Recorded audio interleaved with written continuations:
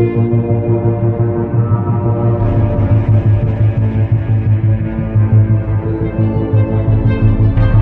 alam, 1, 2, 3.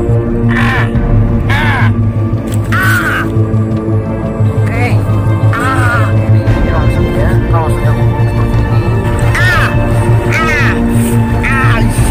Setelah saya tempelkan di muka saya, ini tidak ada apa-apanya.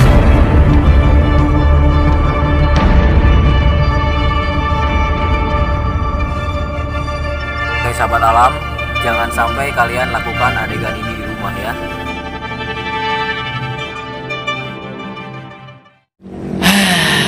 Halo teman-teman, saya sedang melihat cuaca dan dari tadi ini hujan mulu teman-teman. Jadi kita gak bisa konten keluar. Alhasil saya akan coba buat konten di sini saja teman-teman, dan kita akan coba bahas kembali beberapa ular yang sempat kita bahas teman-teman. Nah kebetulan banget ularnya sekarang saya akan kasih makan juga teman-teman, karena ini baru kemarin kan kita tangkap ya teman-teman. Sekaligus juga di sini saya ingin, kenapa saya menangkap ular ini ya teman-teman, karena saya ingin mengedukasikan juga kepada masyarakat tentang corak-corak ular yang hampir sama dengan ular ini teman-teman. Yuk kita kasih makan dulu coy.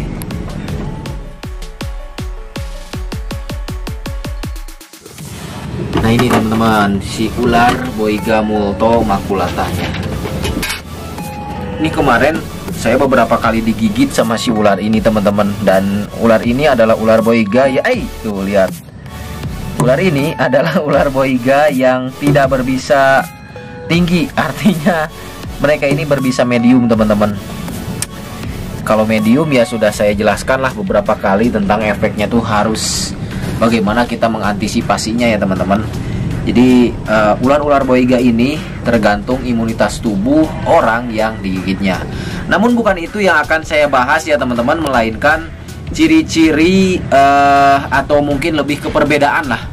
Perbedaan beberapa ular yang hampir sama memiliki corak-corak yang seperti ular Boiga multo ini teman-teman. Nah jadi ada beberapa pertanyaan juga, Bang, bagaimana sih cara membedakan ular berbisa dan tidak berbisa? Jadi itu tidak bisa dibedakan dari segi fisik, dari segi corak, dari segi mata dan lain sebagainya, itu gak bisa teman-teman. Yaitu karena kita harus lebih detail lagi untuk membedakan jenis-jenis ular. Seperti ular Boiga ini halnya. Nah ular Boiga ini ada juga yang hampir sama banget dengan corak ular Boiga ini, yaitu adalah ular Viper daboia russellii atau Viper daboia siamensis teman-teman, atau bandotan puspa. Nah jadi pada beberapa video-video saya sebelumnya, itu mungkin sudah ada setahun yang lalu lah teman-teman.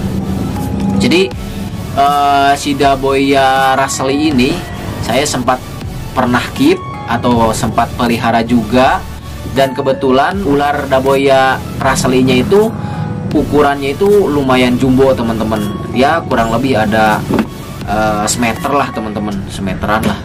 Dan si ular daboia russellii tersebut ternyata itu dia itu lagi hamil teman-teman, lagi mengandung, dan ternyata si daboia russellii-nya itu kan merupakan salah satu ular yang ini ya teman-teman, Viper ovovivipar, artinya mereka melahirkan ular-ularnya teman-teman, dan itu adalah momen yang sangat luar biasa teman-teman.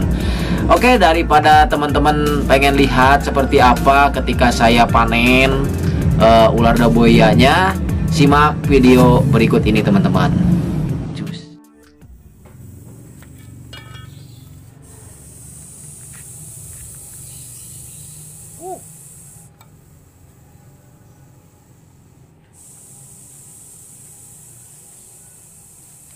Ini yang habis ganti baju, sensitif, kayak lagi menstruasi nih cewek nih.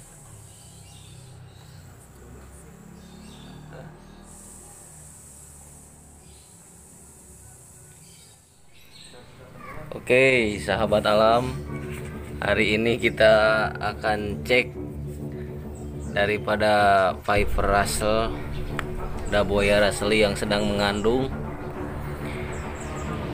Dan lihat hasilnya.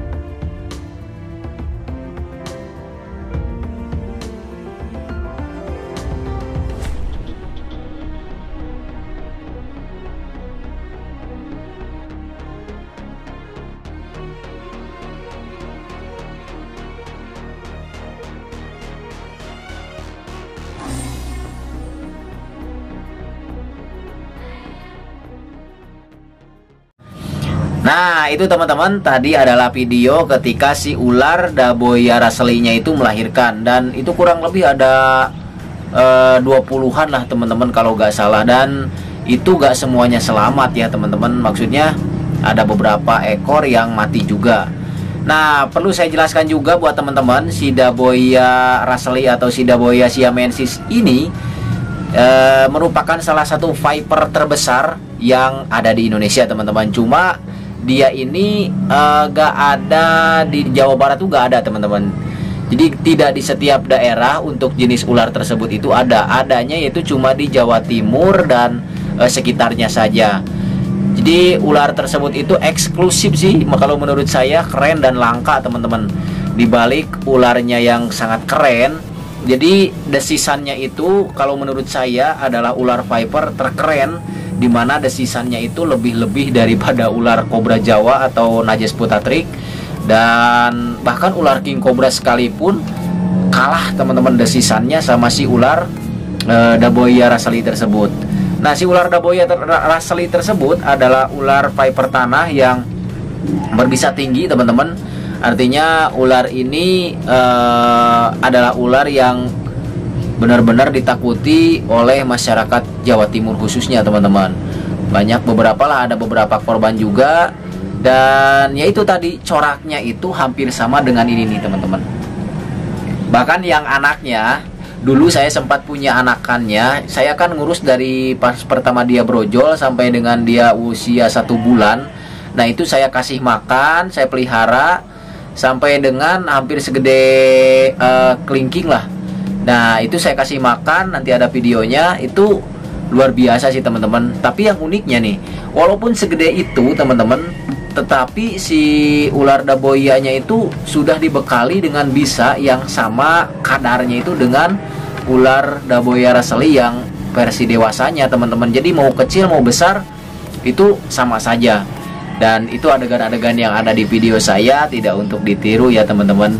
Jadi berarti ada 4 corak ular yang hampir sama dengan Boiga multo ini. Yang pertama ya ini Boiga multonya, yang kedua ular gibug atau kalau Selachma rhodostoma, yang ketiga ular sancabodo.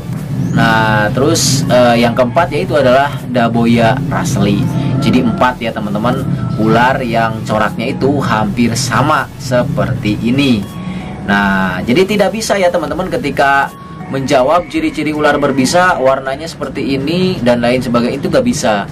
Jadi kita harus melihat secara langsung ular tersebut dan membedakannya secara langsung untuk lebih detailnya lagi teman-teman. Oke, dan Ya itulah tadi teman-teman, video-video saya itu zaman dulu ya teman-teman. Tapi yang uniknya si Daboia Raselinya itu selang beberapa bulan, bahkan gak beberapa bulan sih, beberapa minggu setelah dia brojol melahirkan, dia itu tidak bertahan lama. Karena rata-rata katanya bagi orang-orang yang sudah keep ular viper tersebut itu, ketika dia beres melahirkan biasanya mereka itu koid teman-teman gitu. Jadi itu momen luar biasa sih. Saya sempat juga memelihara ular viper terkeren kalau menurut saya. Dan ya ini adalah KW-nya kalau menurut saya. Artinya coraknya hampir sama, tapi ini jenis colobrid coy. Jenis colobrid yang berbisa medium. Nah teman-teman, tadi sudah saya aja aing ngegel ke aing tuh.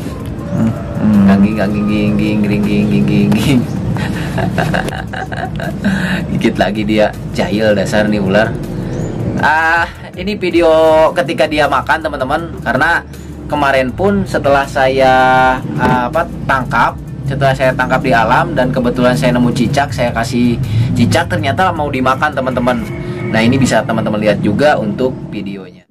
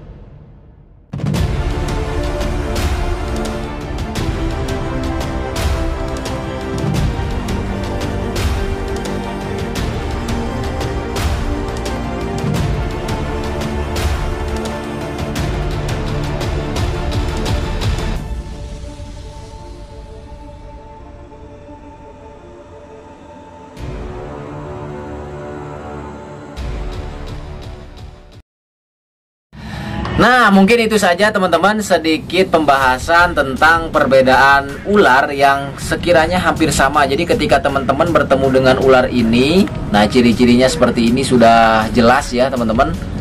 Jadi ini berbisa medium atau pertengahan. Dan ada juga beberapa ular yang coraknya hampir sama. Jadi kesimpulannya adalah ketika kita ingin membedakan ular-ular yang berbisa dan tidak berbisa, tidak bisa hanya menyebutkan dari anatomi tubuh atau warnanya saja.